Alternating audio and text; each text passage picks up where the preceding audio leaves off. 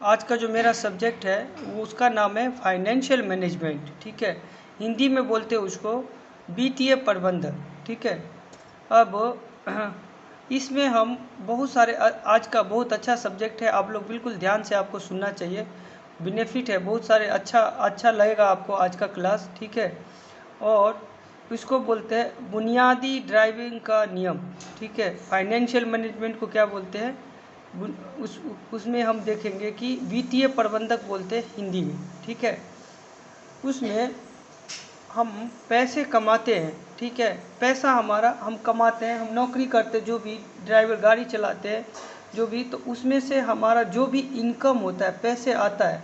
और पैसे आता है ऐसा नहीं कि एक जगह रुकता है, तो अनेकों प्रकार के खर्च होते हैं, अनेकों प्रकार के इन्वेस्टमेंट होते हैं। ठीक है, तो मैनी टाइप्स ऑफ इन्वेस्टमेंट, बहुत प्रकार के इन्वेस्टमेंट होते हैं। तो इसमें कैसे इन्वेस्टमेंट होता है, कैसे उसको पैसे को आएगा, किधर जाना है उसको, क्या वो रास्ता सही है या नहीं है, क्या वो मेरा डिसीजन सही है या नहीं है, ये सारा चीज़ बहुत, और सेविंग ऑफ मनी, आपके पैसे को सेविंग भी करना, ये सारा बहुत सारे अच्छा सब्जेक्ट है। ये सारा चीज़ हम आज के क्लास में डिस्कस करेंगे। सबसे पहला चीज़ है मेरे दोस्त कि ट्रांसपोर्ट है क्या। ट्रांसपोर्ट एज पर देखिए, ट्रांसपोर्ट सिस्टम जो है ना, हमारे देश को रीढ़ कहा जाता है ट्रांसपोर्ट सिस्टम को। और ट्रांसपोर्ट सिस्टम का एक मेन पार्ट है, वो है हमारे ड्राइवर साहब। प्रिय ड्राइवर साहब, आप सभी लोग, मुझे उम्मीद है कि आप पूर्ण रूप से हमें सुनते होंगे। ठीक है, और ये जो देखिए, हमारे ड्राइवर्स के बिना हमारा देश चलना मुश्किल है। ड्राइवर्स के बिना, ट्रांसपोर्ट के बिना हमारा देश चलना मुश्किल है।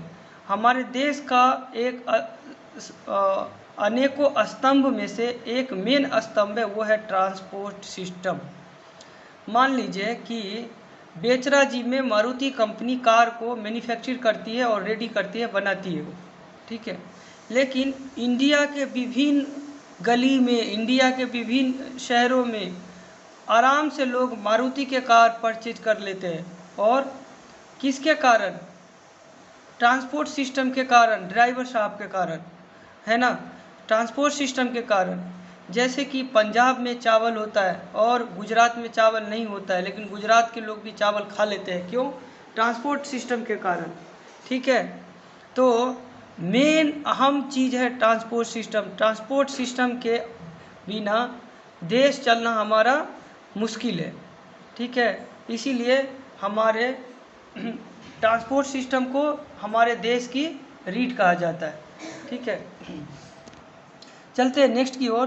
देखिए, हमारे ट्रांसपोर्ट सिस्टम का एक मेन पार्ट हमने पहले बोला कि वो है ड्राइवर साहब। ठीक है, ड्राइवर साहब का जो इनकम है, ड्राइवर साहब का जो इनकम है वो उसके मेहनत के अकॉर्डिंग वो बहुत कम है।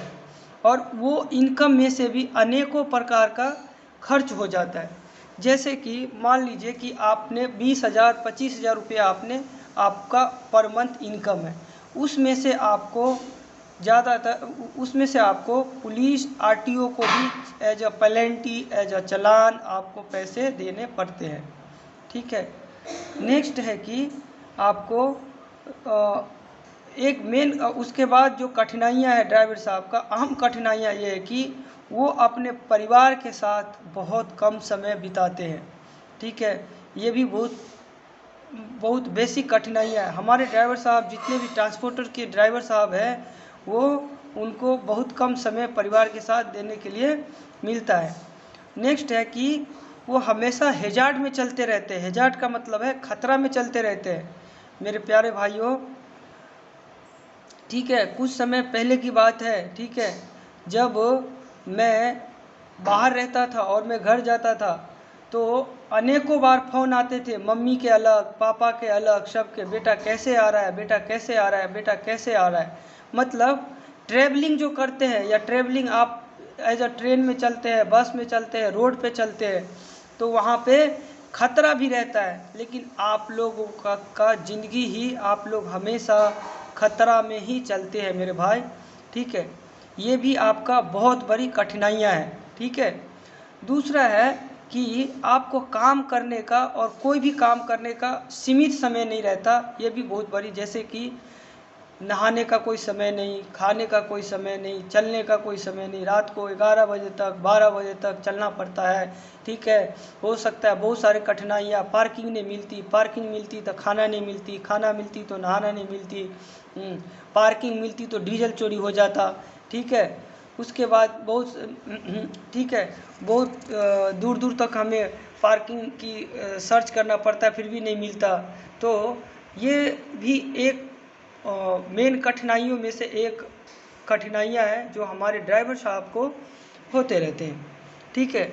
नेक्स्ट है मेरे भाई की एज पर नॉलेज की एक ड्राइवर साहब को 30,000 से 40,000 रुपया पर मंथ इनकम है, ठीक है। टोटल इनकम है 30,000 से 40,000, बट अकॉर्डिंग टू मेहनत ये भी आपका बहुत कम मेहनत है मेरे भाई, बहुत कम सैलरी है आपका, क्योंकि आपका मेहनत बहुत ज़्यादा है, आप बहुत ज़्यादा काम करते हो, इसीलिए आपका ये भी जो इनकम है वो बहुत कम है, ठीक है। हो सकता है इसमें किसी ड्राइवर साहब का 20,000 ही हो किसी मंथ 15,000 ही हो, किसी मंथ 35,000 हो किसी ड्राइवर साहब का, तो डिपेंड ऑन सिचुएशंस आपको। जैसे मान लीजिए कि कोई अभी जैसे आंधी तूफान आ रहा है, तो कुछ ही भी किसी भी कारणवश मारुति का लोडिंग बंद हो गया 5 दिन, तो आपको लोड नहीं मिलेगा, इनकम बंद हो जाएगी, ठीक है। ये भी कठिनाइयाँ हैं। और ऐसा माना जाता है कि ड्राइवर साहब का जो है अन्य प्रकार के, जैसे ये